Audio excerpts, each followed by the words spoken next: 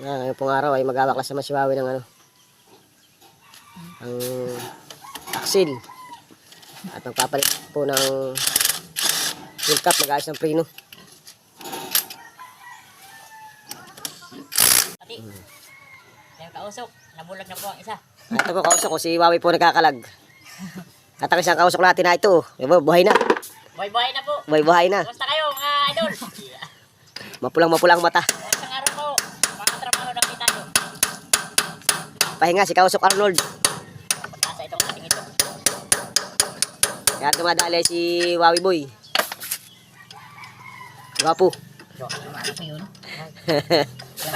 Kahit sa bisngi mo, ano, sobrang grasa. Ayan po, binubunutan ni Wawi ang gulong. Yan, nilagsan na po, kapuso. Kapuso. Nilagsan ng naghihila. Ayan po, hindi na namin tinatanggal ang gulong at ano, mas matagal. Kaya kinakalag na lang namin ng buo. Yun,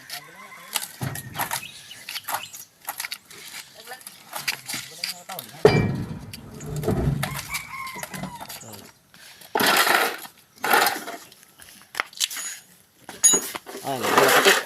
Ito po, papalitan namin ito ng wheel cap. Ikakarwas muna. Ito po, inawasin po muna. Para malinis.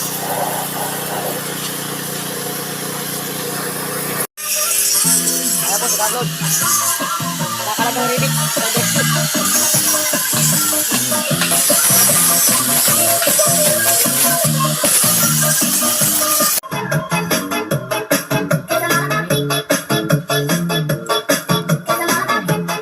Oh, ganyan lamang po. ginagawa yan sa barangay Lagay.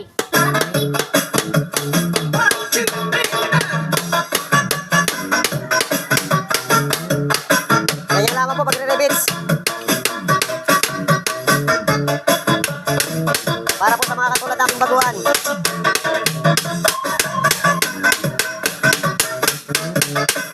Arnold. Ito si Busiki. Ikaw sa Kiki.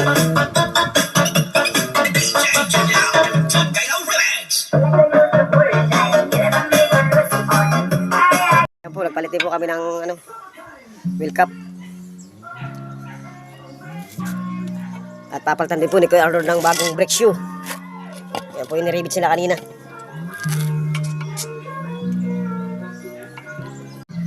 Kamay-kamay lang po, tayo, pinapalo pa ninyo. Ayan po, kakabit ng brake shoe. Palit ng wheel cap. Palit ng brake shoe. Ano sa isa? Sigurado po namin laging maayos ang preno.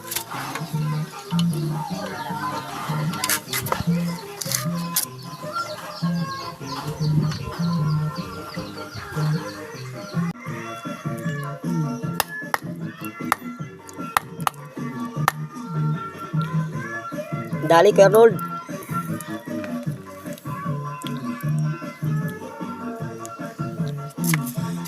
Yak.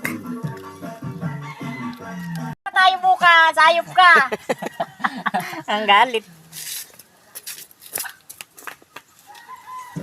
Lamusan ang galiit. Wala ba laman yun dun? Ilam na ko na din yung kung ano.